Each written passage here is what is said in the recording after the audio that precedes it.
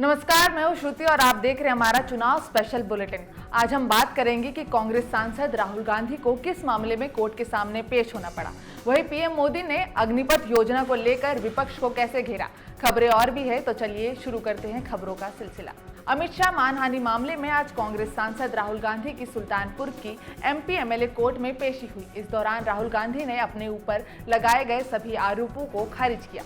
उन्होंने कहा कि उनकी छवि खराब करने की कोशिश की जा रही है। कोर्ट ने राहुल गांधी के बयानों को दर्ज कर लिया। राहुल गांधी के कोर्ट पहुंचते ही बाहर उनके समर्थकों की भीड़ लग गई, जिसे कंट्रोल करने के लिए पुलिस को बीच में आना पड़ा। अब इस मामले की सुनवाई 12 अगस्त को स्पेशल मजिस्ट्रेट शुभम वर्मा के न्यायालय में होगी। दरअसल राहुल गांधी पर अमित शाह के खिलाफ अभद्र टिप्पणी केस में मुकदमा चल रहा था। बीजेपी नेता विजय मिश्र ने राहुल गांधी के खिलाफ 5 साल पहले याचिका दायर की थी। रुक करते हैं अगली खबर का। 25वीं कारगिल विजय दिवस श्रद्धांजलि समारोह के मौके पर प्रधानमंत्री नरेंद्र मोदी ने देश को संबोधित किया।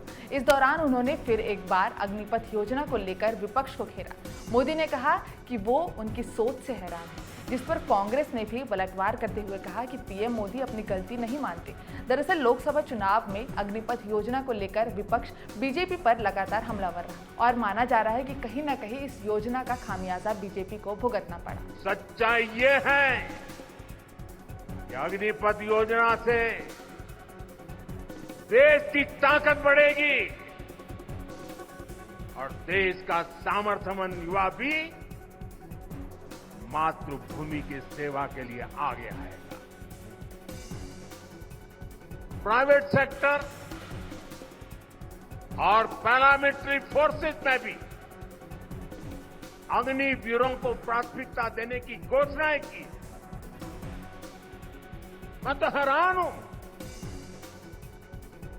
कुछ लोगों की समझ को क्या हुआ, उनकी सोच को क्या हो चुका है, ऐसा भ्रम फैला रहे हैं। प्रधानमंत्री जी आदतन जो गलत कर जाते हैं उसे गलत ही मानने को तैयार नहीं होते। 6 महीने की ट्रेनिंग के बाद आप क्या उनको पाकिस्तान और चीन की सीमा के सामने करेंगे? जो सेना है आपके सामने, जिसे आज आप संबोधित कर रहे थे, ये विश्व विजयी सेना है, भारत की बहादुर सेना है। मैं उनकी शहादत को कारगिल पे प्रणाम करता हूँ, सलाम करता हूँ और इसे यह तो समाप्त कर दें मोदी जी, या जब हमारी सरकार आएगी हम समाप्त। बीजेपी ने संगठन में बड़ा बदलाव किया है। पार्टी ने राजस्थान और बिहार के नए प्रदेश अध्यक्ष का ऐलान किया। राजस्थान में बीजेपी ने मदन राठौड़ को प्रदेश अध्यक्ष बनाया। मदन राठौड़ बड़ा ओबीसी चेहरा माने जाते हैं और फिलहाल वो राज्यसभा के सांसद हैं। 2 बार राजस्थान के विधायक भी रह चुके हैं। वहीं बिहार में सम्राट चौधरी की जगह दिलीप जायसवाल को प्रदेश अध्यक्ष नियुक्त किया गया है। जायसवाल फिलहाल बिहार सरकार में मंत्री हैं। वो 2009 से लगातार बिहार विधान परिषद में सदस्य हैं और ये उनका तीसरा कार्यकाल भी है। वैश्य समाज से आने वाले दिलीप जायसवाल की सीमांचल में अच्छी खासी पकड़ मानी जाती है। वहीं बीजेपी ने 6 राज्यों में प्रभारी भी नियुक्त किया है। बीजेपी ने हरीश द्विवेदी को असम का प्रभारी नियुक्त किया। सांसद अतुल गर्ग को चंडीगढ़ का, अरविंद मेनन को लक्षद्वीप और तमिलनाडु का, राधा मोहन दास अग्रवाल को राजस्थान का और डॉक्टर राजदीप रॉय को त्रिपुरा का प्रभारी नियुक्त किया है। मैं जब पहला दिन कुर्सी पर बैठा तो मैंने कहा था कि मंत्री भ्रष्टाचारी नहीं होगा और राजस्व विभाग को मैं बहुत ही अच्छे तरीके से अभी तक चला रहा हूँ। पार्टी ने अभी जिम्मेवारी दिया मुझे प्रदेश अध्यक्ष का। इसके लिए मैं राष्ट्रीय नेतृत्व और प्रदेश नेतृत्व को धन्यवाद देता हूँ और ईमानदारी से भगवान से मैं प्रार्थना करता हूँ कि ईमानदारी से संगठन के लिए काम करूँगा और पार्टी को आगे बढ़ाने के लिए प्रयास करूँगा। बिहार विधानसभा मानसून सत्र के आखिरी दिन भी विपक्ष का हंगामा जारी है।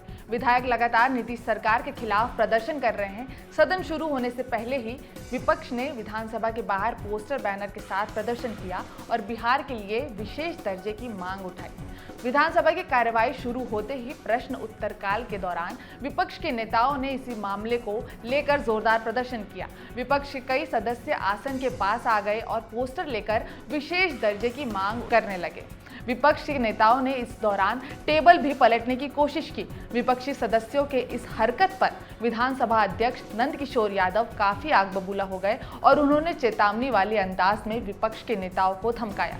उत्तर प्रदेश में तनातनी के बीच सीएम योगी आदित्यनाथ आज से दिल्ली दौरे पर हैं। सीएम योगी 27 जुलाई को होने वाले नीति आयोग की बैठक में शामिल होंगे। इस बीच वो पीएम मोदी, गृह मंत्री अमित शाह से भी मुलाकात करेंगे। दिल्ली आने से पहले सीएम योगी आदित्यनाथ यूपी में कई बैठकें भी कर चुके हैं। माना जा रहा है कि सीएम योगी आदित्यनाथ प्रधानमंत्री से मिलकर यूपी की राजनीतिक हालात पर मंथन करेंगे। वहीं डिप्टी सीएम केशव प्रसाद मौर्य और ब्रिजेश पाठक भी दिल्ली आ सकते हैं। दरअसल सीएम योगी आदित्यनाथ लोकसभा चुनाव में हार के बाद लगातार समीक्षा बैठकें कर रहे हैं, लेकिन दोनों डिप्टी सीएम एक भी बैठक में शामिल नहीं हुए। झारखंड के सीएम हेमंत सोरेन भी अब नीति आयोग की बैठक में शामिल होंगे। वहीं पश्चिम बंगाल की मुख्यमंत्री ममता बनर्जी भी आज से दिल्ली दौरे पर हैं। ममता के नीति आयोग की बैठक में शामिल होने की उम्मीद है। हालांकि इंडिया गठबंधन के घटक दलों ने इस बैठक का बहिष्कार किया। इनमें तेलंगाना के मुख्यमंत्री रेवंत रेड्डी, पंजाब के सीएम भगवंत मान, कर्नाटक के मुख्यमंत्री सिद्धारमैया समेत कई नाम शामिल हैं। झारखंड में 2 विधानसभा सदस्यों की सदस्यता रद्द की गई है। ये विधायक है लोबेन हेम्ब्रेम और जेपी पटेल। झारखंड में दल बदल मामले में विधानसभा अध्यक्ष रविंद्र नाथ ने लगातार 2 दिन की सुनवाई के बाद दोनों की सदस्यता रद्द करने का फैसला सुनाया। लोबेन हेम्ब्रेम बोरिया से झारखंड मुक्ति मोर्चा के विधायक थे और जेपी पटेल मांडू से बीजेपी के विधायक थे। विधानसभा अध्यक्ष ने दोनों नेताओं को दल बदलू मामले में दोषी करार दिया और उन्हें पार्टी लाइन के खिलाफ गतिविधियों में शामिल पाया। श्रीलंका में राष्ट्रपति चुनाव की तारीखों का ऐलान हो गया है। श्रीलंका में 21 सितंबर को ये चुनाव होंगे। निर्वाचन आयोग ने शुक्रवार को इन तारीखों की घोषणा की। इससे पहले कयास लगाए जा रहे थे कि निवर्तमान राष्ट्रपति रनिल विक्रमसिंघे का कार्यकाल बढ़ाने के लिए चुनाव का तारीखों का ऐलान बाद में किया जाएगा। गंभीर आर्थिक संकट से जूझ रहे श्रीलंका में 2022 की शुरुआत में लाखों लोग तत्कालीन राष्ट्रपति राजपक्षे के इस्तीफे की मांग को लेकर सड़कों पर उतर आए थे। राजपक्षे को 9 जुलाई 2022 को देश छोड़कर जाना पड़ा था, जिसके बाद संसद ने तत्कालीन प्रधानमंत्री विक्रमसिंघे को उनका उत्तराधिकारी चुना था। चुनावी खबरों के हमारे इस खास बुलेटिन में फिलहाल इतना ही। चुनाव से जुड़े तमाम जानकारियों और हर दिलचस्प अपडेट के लिए आप सब्सक्राइब कीजिए हमारा चैनल चुनाव आज तक। मुझे दीजिए इजाजत। नमस्कार।